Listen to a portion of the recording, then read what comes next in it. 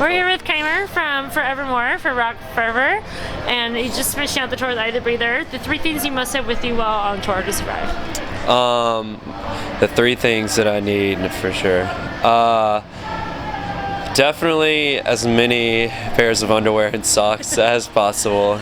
I'm not very needy, so I don't know, just my phone and wallet. That's pretty much it. That's all you need with you? Yeah, I mean, I'm good to go as long as I can play Candy Crush. Candy Crush is crucial? Oh yeah, crucial. Yeah. Van rides and just breaking some candy all the time.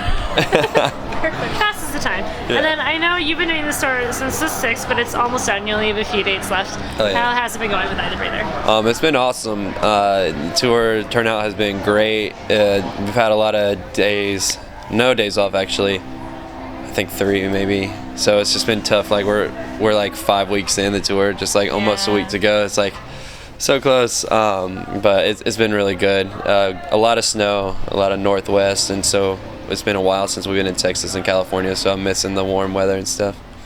Yeah. And this is actually like the warmest it's been. Oh yeah, it was a really it was a really nice day earlier today. Yeah, it was gorgeous. Yeah. And then tell us, it came out in July. How do you think it's been going over so far? It's been going good. This is our first year touring. Last year was our first year touring. So we only did maybe some regional stuff, a little bit of East Coast, and not a lot of people have caught on to it yet. So this is the year to finally push it, get out as much as we possibly can. We got a solid team behind us now, and we're just trying to hit the road hard and just get on as many tours, decent tours as possible. So it's been awesome.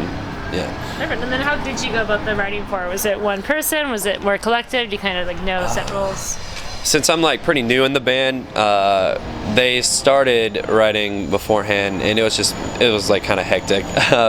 But I know our guitarist Jared does a lot of writing. Michael does some of the writing too. Our bass player, he plays guitar as well. He's a really good guitarist.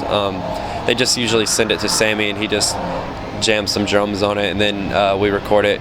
Jared and Michael have studios, so they just kind of pre-pro it out themselves, and we just send it back and forth online, since I live in North Carolina and they all live in Indiana. So yeah, but we make it work, and I'm really excited for the next writing process, because we've been a band, been with them for over a year now, and we're clicking really well, and already starting writing for another record too, just to be definitely prepared for that, instead of the super fast-paced, hectic schedule like it was last album.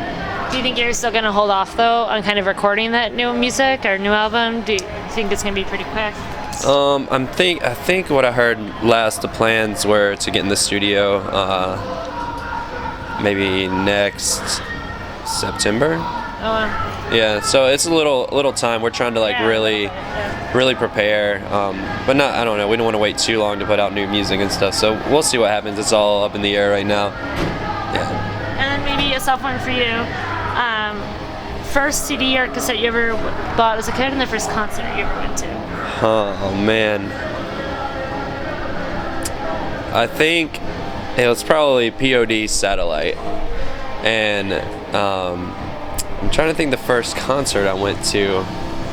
Gosh, man, that's a tough one. It was definitely a local show. I think I was 14 or something. I can't remember all the bands that played. Around my area in Mooresville, North Carolina, there was a bunch of local bands, and I was just oh, I want to be in a band. You guys are so awesome. How are you so popular and famous? And really, they were just probably a crappy band. I don't know. But yeah, it's But you've always wanted to do music? Was that something that kind of went away, or was that always something that you wanted to do at those first few concerts?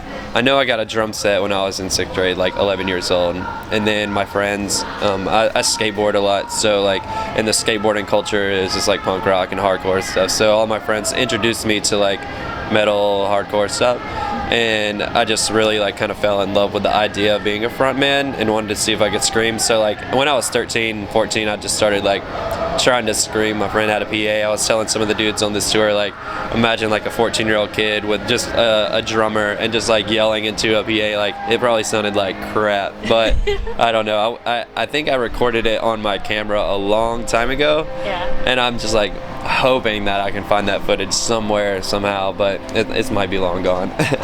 Maybe we will. Thank you so much for taking the time. Oh, yeah, anytime. Thank you for having us.